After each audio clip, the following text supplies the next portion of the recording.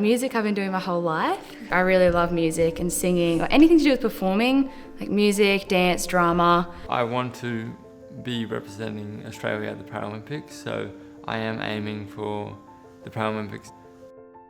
So I'm a gappy, so that means that I just graduated last year, and during my gap year I come back to Shalom and I'm just like a teacher aide in classes, and they've put me in subjects that I like. So we usually get called like the gappies, so knowing how much the staff helped me when I was a student made me kind of wanted to be that role model and be that staff member for younger students coming through this year. We want to provide outcomes and pathways for young people to make the world a little bit better than they found it. I'm much prouder of the culture in this school than I am of the buildings or the facilities. They can be just hollow shells. It's the culture that's really important.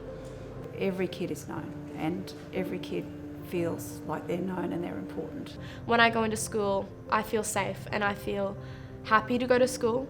I say to teachers, I want them to be teachers of young people before teachers of subjects.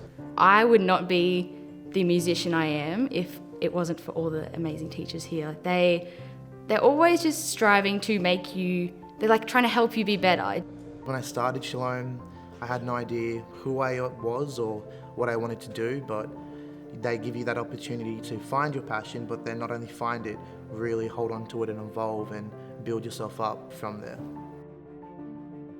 I came from, the school that I was at was quite small. Like I only had maybe 30 people in my grade, and then coming here to, I think we've got one of the smallest grades. So we've got 180, but that's actually small for Shalom. But I didn't really like interacting with like new people. I was kind of scared. Because coming to a school this size, if you feel very alone if you don't have someone that you can identify with. With just over 1,400 students, one of the things that I know some parents worry about is that if they send their child here, will they just get lost in the crowd?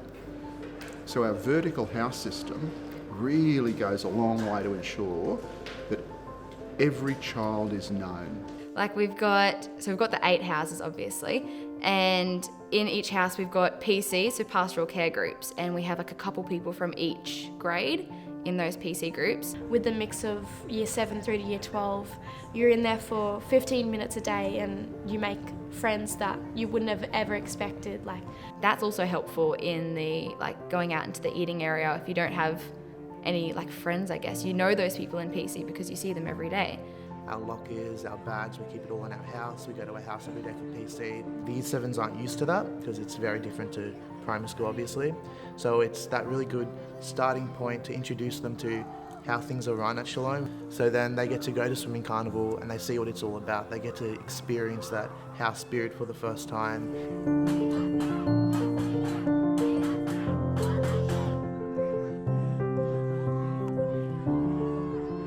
the whole school's for you.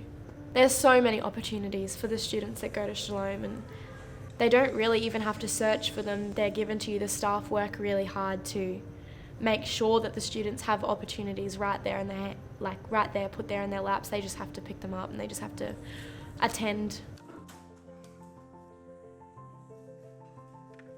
The high performance program, it just kind of really eases your mind. When I was in grade 10 and going to internationals, it was a big help on me because it gives me also extra time to get my work done from being away. So being a racer and keeping my school up, it makes it a lot easier to do that. Obviously I just loved all the open doors that Shalom offers. So even if you're not good at something, like I said, I'm a sporty person, I still got to get involved in all the sporting aspects. And it helps those young people who maybe struggle getting to maths and English if they know that they've got a sport lesson later. It just helps them get through those times when things are a little bit harder. It is a wheelchair-friendly school. You've got ramps going into all classrooms. There's nowhere I can't access. Whatever path you want to take, they'll have some way for you to work towards that. We teach young people by who we are first, not what we know.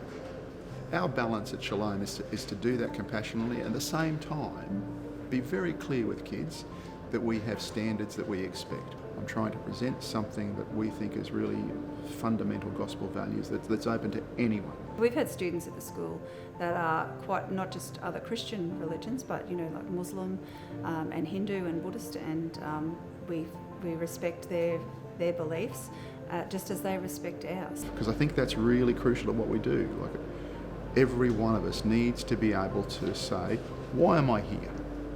You know, what's the purpose of life? What's going to keep me going? When things get tough, what am I going to fall back on and believe in? The person they've got to satisfy is the person they view in the mirror every day.